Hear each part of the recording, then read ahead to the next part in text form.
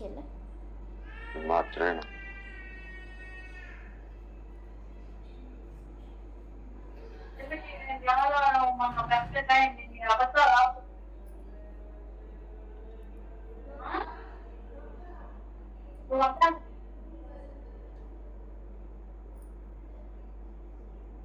ఓం శ్రీ గురుభ్యో నమః అమ్మ. నమస్తే అమ్మ. ఓం శ్రీ గురుభ్యో నమస్తే గురుమాత అండి. ప్రణామం. జయ గురుదేవ్. God bless you అండి. God bless you.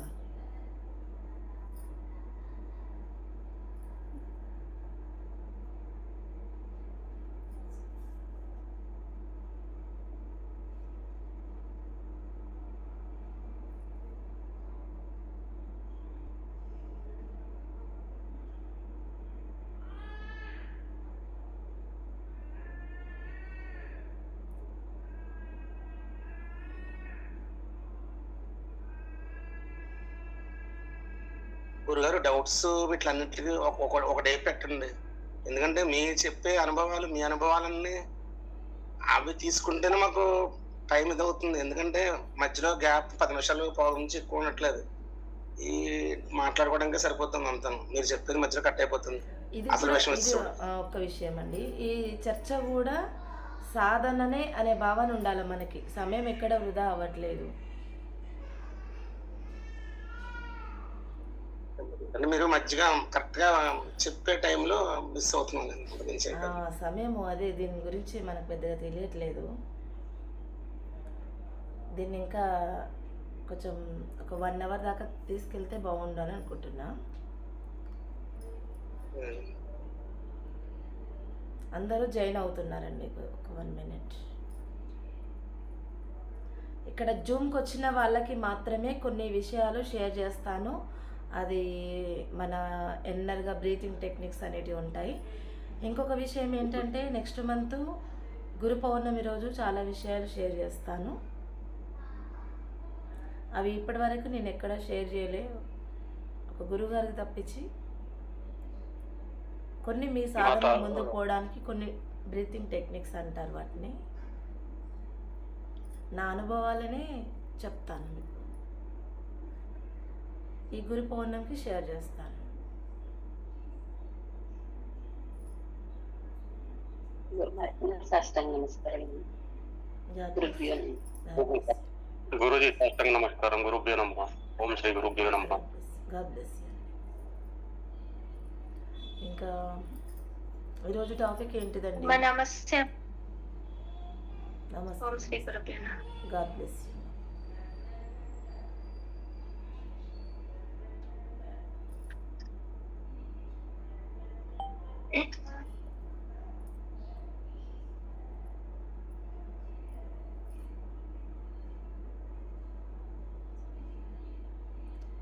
బయటికి కనబడొద్దు అనుకునే వాళ్ళు వీడియో కూడా మ్యూట్లో పెట్టుకోండి. మాట్లాడాలనుకుంటే మ్యూట్ నుండి తీసేసి వాయిస్ ఇవ్వండి. మరీ ఇబ్బంది పడొద్దు కదా. కొంతమందికి జనాలకి కనబడడం ఇష్టం ఉండకపోవచ్చు.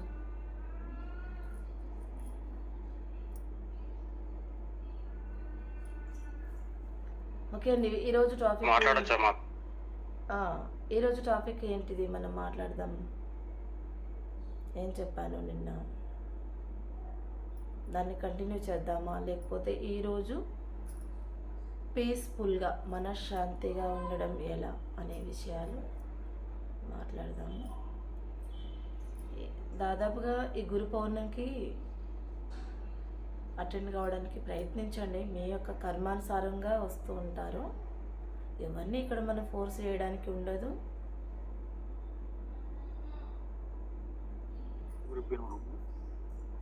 చెప్పాలి ఇంకా. మానవుడు దైవ మానవుడుగా వర్ధిల్లాలంటే అంత ఆషామాషి కాదు కదండి.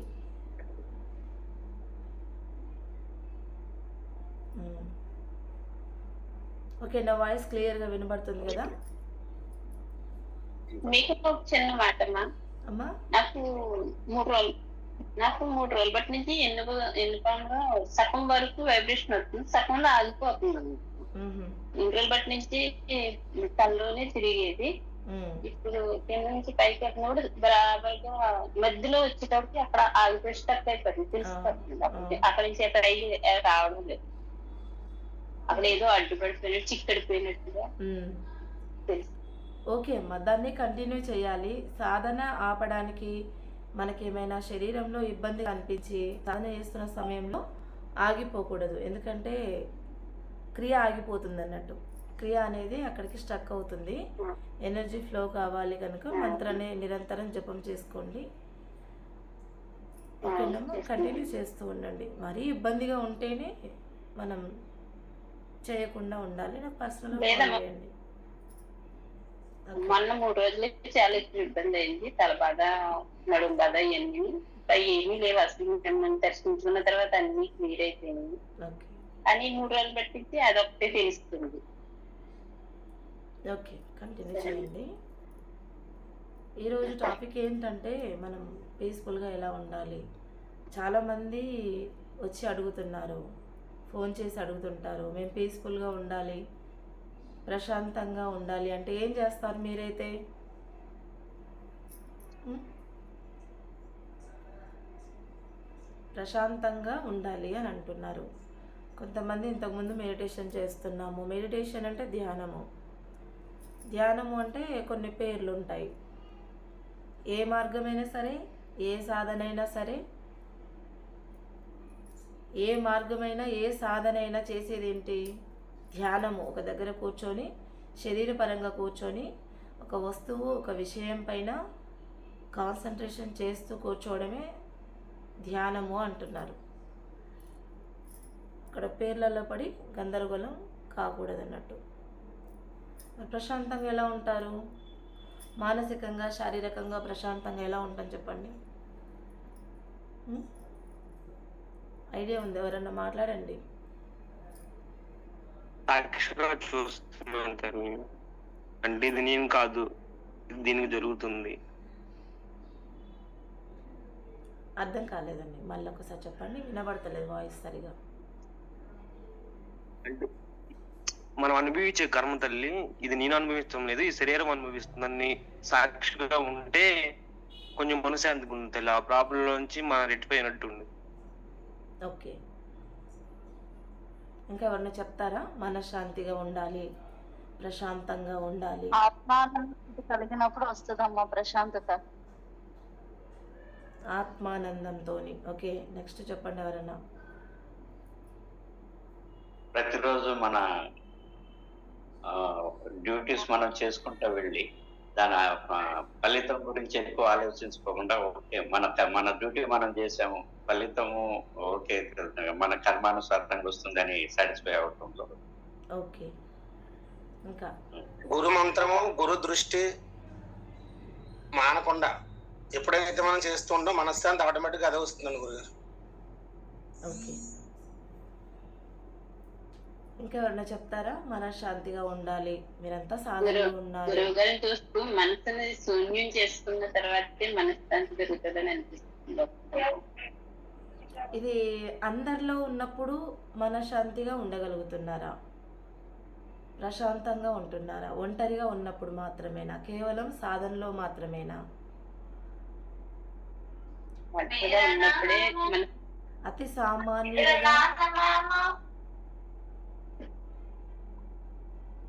సామాన్యులుగా ప్రవర్తిస్తున్నారా?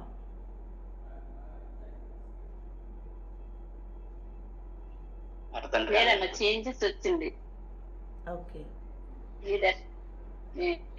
దీక్ష తీసుకున్న తర్వాత నుంచి చేంజెస్ చాలా తెలుస్తుంది. చాలా అంటే చాలా తెలుస్తుంది. ఓకే, ఓకే, ప్రశాంతంగా ఉంటున్నాం గురుగారు. చెప్పండి. ఎందుకంటే ఈ దేవాలయాలు, అర్చనలు, ఆ తర్వాత గురు మంత్రం, జపం, ధ్యానం, ఈ దీక్షలు ఇచ్చుకోవడం, ఇంకా వీటి ఈ ఊళ్ళోనే ఉంటున్నానండి. ఇంకా అంతవరకు ఇప్పటివరకు కూడా ఈ 4 సంవత్సరాల నుంచి ప్రశాంతంగా ఉంటున్నానండి. ఓకే అండి, ఇంకా ఈ తోటి కలిసిన తర్వాత నా లైఫ్ చేంజ్ అయిపోయిందమ్మా. నేను చూడలేదు ఈ దేవస్థానాలు కాడికి వెళ్ళిపోయాను. ప్రశాంతంగా ఉన్నారు అని అంటున్నారు. ఇక్కడికి రాని వాళ్ళు చాలా మంది ఉన్నారు, వందలలో వేలలో ఉన్నారు. చాలా మంది అడిగే క్వశ్చన్ ఏంటంటే, మేము ప్రశాంతంగా ఉండాలి, ఈ అలజడిల్లాగా ఉంటున్నాయి ప్రతి క్షణము, ఎందుకు ఇలా అంటే ఇప్పుడు మీ మట్టుకు మీరు ప్రశాంతంగా ఉన్నాము నిరంతరం అని చెప్తున్నారు. మరి ఈ విషయాన్ని పక్కన పెట్టేసి అవును. వేరే విషయం మాట్లాడుకుందామా ఈరోజు?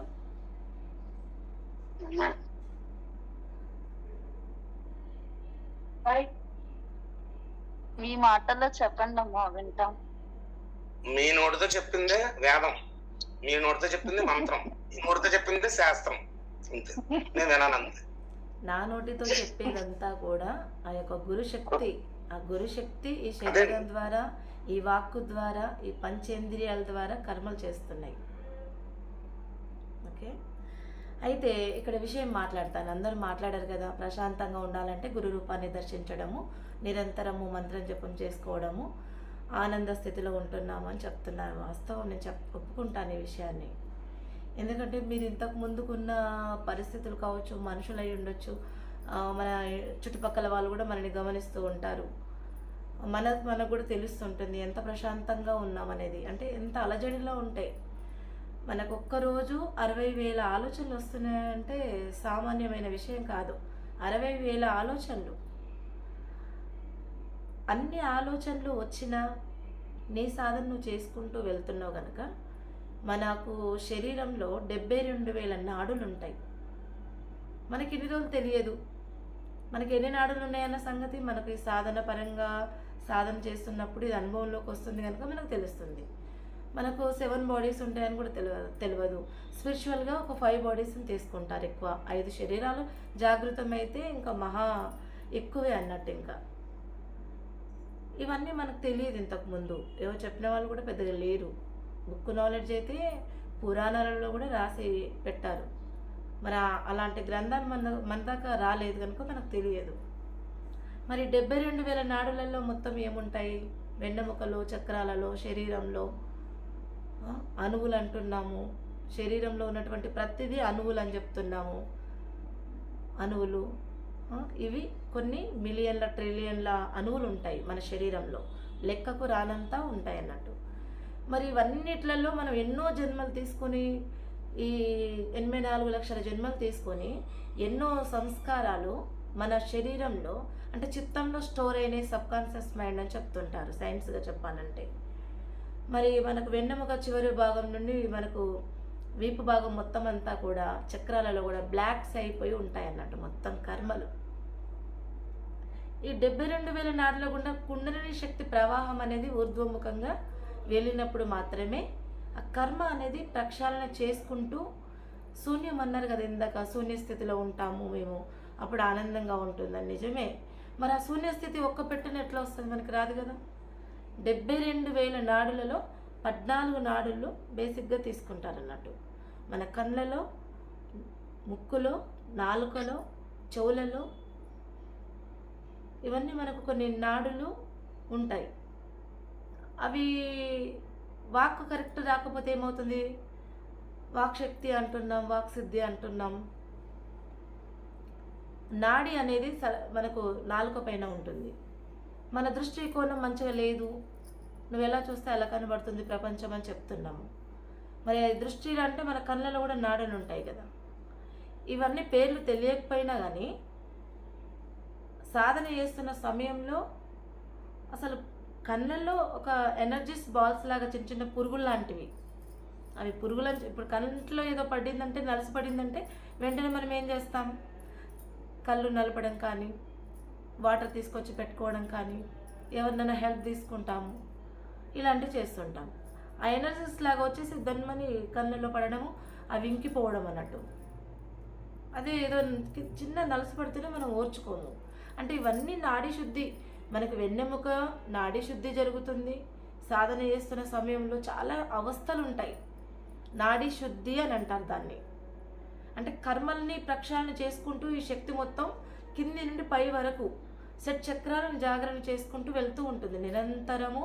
నీ యొక్క ఆలోచన, నీ మంత్రము, నీ జపము ఎంత పర్ఫెక్ట్గా చేస్తున్నావు, ఎన్ని గంటలు చేస్తున్నావు, దాన్ని బట్టి క్రియ జరుగుతూ ఉంటుంది అన్నట్టు. బేసిక్గా ఇవాళ నేను చెప్పేది ఏంటి? పీస్ఫుల్ కోసము అని అంటాం. అయితే మనకు ఏడా పింగళ నాడులు అంటారు. మనకి ఇదొక గంట నడుస్తుంది. 2 శ్వాస నుండి ఒకేసారి శ్వాసను తీసుకోలేము మనం. ఒకవేళ అలా తీసుకోవాలనుకుంటే డైరెక్ట్ ప్రయత్నం చేయాలి. అయితే ఎడా పింగళ అనేది కుడి కన్ను అనేది సూర్యునికి తత్వము, అగ్నితత్వము అంటారు. చంద్రుని తత్వము మనకు ఎడమ కన్ను, ఎడ పింగళ అని అంటారు. మరి సూర్యనాడి చంద్రనాడి గురించి మాట్లాడుతున్నాను నేను, ఇంకా వేరే దాని గురించి మాట్లాడట్లేదు, ఎందుకంటే ఇది మనకు అర్థం కావడానికి చెప్తున్నాను. ఇవి ఎప్పుడైతే మనకు ఈ కుండలిని శక్తి కింది నుండి పైకి వెళ్తూ ఉంటుందో నిరంతరము, అది గమనించినప్పుడు తెలుస్తుంది. నిరంతరం పోతుండొచ్చు, కానీ నువ్వు ఎరుకతో ఉన్నప్పుడు మాత్రమే ఆ శక్తి ప్రవాహం అనేది మనకు తెలుస్తూ ఉంటుంది. నాడుల గుండా ప్రయత్నం వెళ్తూ ఉంటుంది పైకి. అయితే కొన్నాళ్ళు ఒక 10 సంవత్సరాలు గట్టిగా 12 ఏళ్ళు ఈ కుండలిని సాధన చేసుకుంటూ వెళ్ళినా కొద్దీ మనకు 72,000 నాడులు శుద్ధి అయిపోతాయి. మనం శూన్యస్థితిలో ఉండగలుగుతాం. నీ ఆలోచన ఎలా ఉంటే అలా, ఇప్పుడు కూడా అదే జరుగుతుంది. బట్ ఇక్కడ ఏంటంటే మనకు మంచి సంస్కారాలు అన్నట్టు, అంటే గుడ్ థింకింగ్ జరుగుతూ ఉంటుంది మనకు. నిరంతరం కూడా మంచి మంచి కర్మలు చేస్తుంటాము, దృష్టికోణం మారుతుంది. కరుణ, ప్రేమ, ఇతరుల పట్ల దయ, కృతజ్ఞత భావం ఇవన్నీ వస్తూ ఉంటాయి అన్నట్టు లోపల మనకి, నాడులు శుద్ధి అయినా కొద్దీ. అయితే ఇంకా ఏంటంటే ఎడా పింగళ నాడుల గురించి చెప్తున్నాను కదా. మనకు సూర్యతత్వము అనేది అగ్నితత్వము అని అంటారు, సూర్యుడు చంద్రతత్వము అని అంటారు. అంటే సూర్యుడు అంటే ఏంటి? వేడి అంటే ఆ వేడికి మనకు బయట మనము కట్టెల ద్వారా పెట్టినటువంటిది, స్టవ్ ద్వారా వెలిగించినటువంటి వేడికి డిఫరెంట్ ఉంటుంది అన్నట్టు. ఒక దీపం కాంతి, ఒక వెలుగు ఎలా ఉంటుంది, సూర్యుని కిరణాలు వస్తుంటాయి. ఆ సూర్య కిరణాల కూడా మనకు పొద్దున పూట కొన్ని వేవ్స్ వస్తుంటాయి. ఆ సమయంలో వాటిని మనం తీసుకోగలిగితే, వాటిని మనము ఆకర్షించగలిగితే డిఫరెంట్గా ఉంటుంది అన్నట్టు. అది విటమిన్ డి అంటారు, D1, D2, D3 అన్నీ ఉంటాయి అందులో. అయితే తర్వాత మధ్యాహ్నం పూట ఎండ ఎలా ఉంటుంది? ఫుల్గా శరీరాన్ని మార్చే అంత వస్తుంటాయి కిరణాలన్నీ. అయితే ఇక్కడ సూర్యనాడి చంద్రనాడి అంటే మనం పొద్దున లేచే ముందు ఎలా ఉండాలి? తొందరగా వచ్చేసిండు సూర్యభగవాన్, తొందరగా పొద్దున్నే తెల్లవారిందనేసి గబగబా వెళ్ళడం అలాంటివి చేస్తుంటారు. జాబ్లకు వెళ్ళే వాళ్ళు అయితే ఇంకా చెప్పని అవసరం లేదన్నట్టు.